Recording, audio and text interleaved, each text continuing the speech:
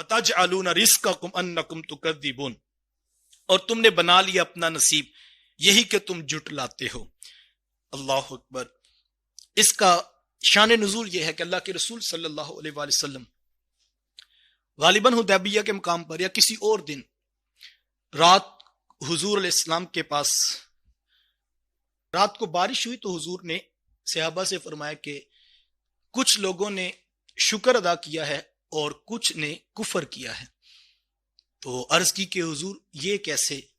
تو حضور فرمایا کہ رات بارش ہوئی ہے اور جنہوں نے کہا یہ اللہ کی طرف سے رحمت کا می برسا ہے انہوں نے رب کا شکر ادا کیا ہے، اور جنہوں نے کہا فلاں ستارے کی وجہ سے ہوئی ہے انہوں نے کفر کیا ہے۔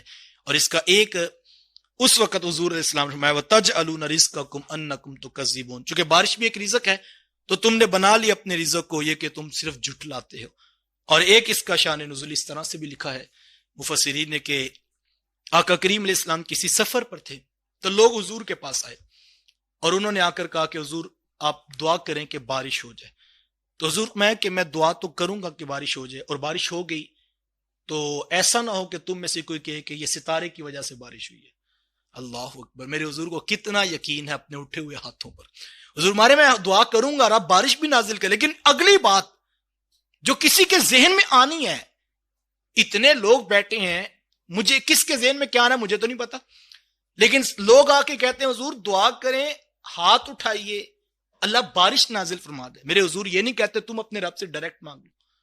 اچھا ان کو کس نے بتایا تھا؟ ان کا رب سے تعلق نہیں تھا، وہ بھی تو رب کے بندے تھے، وہ حضور سے آ کے کیوں کہتے ہیں حضور آپ ہاتھ اٹھائیں اللہ بارش نازل کر دے؟ یہی کہا جاتا ہے نا کہ ڈائریکٹ مانگنا چاہیے، وہ نبی سے کیوں آ کے کہہ رہے ہیں؟ وہ بھی تو اللہ کے بندے تھے، ہاتھ اٹھاتے صحابہ تھے، ایسی جماعت کے ان کے بعد کوئی ایسی جماعت آئی نہیں۔ ان کا یقین عقیدہ یہی تھا، اور انہوں نے دین میرے اور آپ سے نہیں سیکھا تھا، انہوں نے آج کے مولوی صاحب سے دین نہیں سیکھا تھا، حضور والا انہوں نے دین ڈائریکٹ اللہ کے رسول سے سیکھا ہوا تھا۔ اور حضور یہ نہیں کہتے کہ جاؤ رب سے مانگو، وہ شارق سے زیادہ وَنَحْنُ أَقْرَبُ إِلَيْهِ مِنْ حَبْلِ الْوَرِيدِ، یہ صحابہ نے بھی پڑھا ہوا تھا کہ وہ شارق سے زیادہ قریب ہے، یہ صحابہ نے بھی پڑھا ہوا تھا جیب دعوت الداعی اذا دعان، جب بھی اس کو پکارو پکار سنتا ہے۔ یہ صحابہ کو بھی پتا تھا اللہ کے علاوہ کسی اور کے بت کے پاس جانا یہ شرک ہوتا ہے، وہ حضور کے پاس آ کر یہ کیوں کہتے ہیں کہ حضور دعا کیجئے اللہ بارش نازل فرما دے؟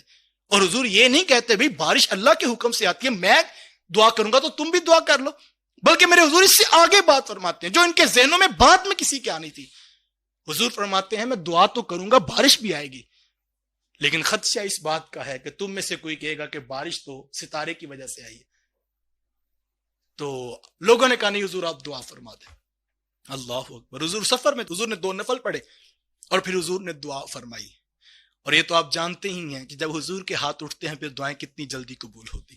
صحابہ فرماتے ہیں امڑ کے بادل آئے اور پھر مینہ برسنے لگا، اور لوگوں نے جلدی جلدی اپنے پیالے بھرنے شروع کر دیے، کسی نے اپنا مٹکا بھرنا شروع کر دیا، اور ایک شخص کے پاس سے حضور گزرے، وہ اپنے پیالے میں پانی بھر رہا تھا اور وہ یہی کہہ رہا تھا جو میرے حضور نے کہا تھا کہ یہ فلاں ستارے کی وجہ سے بارش ہوئی ہے۔ تو حضور کی نگاہیں پہلے دیکھ رہی تھی کہ کیا ہونے والا ہے اور آگے کس کا کیا رویہ ہوگا۔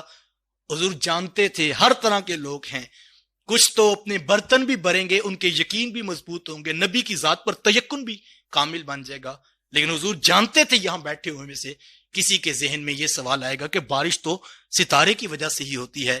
تو فرمایا وَتَجْعَلُونَ رِزْقَكُمْ أَنَّكُمْ تُكَذِّبُونَ، اور تم نے بنا لیا اپنا نصیب یہی کہ تم جھٹلاتے ہو۔ اچھا ایک معنی پیچھے ذکر ہوا ہے قرآن کا، یہاں سے مفسرین نے یہی لکھا ہے، میں نے جو ابھی تک پڑھا کہ رزقکم یعنی وہ جو اللہ رزق دیتا ہے بارش کی صورت میں، اس پہ وہ جھٹلا دیتے ہیں اور کہتے ہیں ستاروں کی وجہ سے بارش آتی، لیکن پیچھے ذکر ہوا قرآن کا اور کہا کہ یہ انہ لقرآن کریم فی کتاب مکنون لا یمسہ الا المطہرون تنزیل من رب العالمین افبہذا الحدیث انتم مدہنون، سارا ذکر قرآن کا، اگر اس کو ساتھ اس کو جوڑ لیا جائے، اور علماء اس کی بات میں وضاحت فرمائیں گے وَتَجْعَلُونَ رِزْقَكُمْ أَنَّكُمْ تُكَذِّبُونَ، کہا یہ قرآن بھی تو رحمتوں کا سارا رزق ہے، تم اس میں سے اپنا حصہ صرف جھٹلانے کے نکالا ہے، اس سے اور بہت کچھ نکل سکتا، تم نے اس میں سے صرف اپنا حصہ یہی نکالا کہ تم اس کو جھٹلاتے ہو۔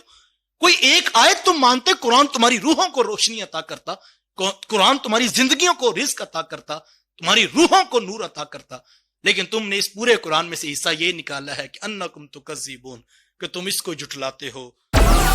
Download Moj.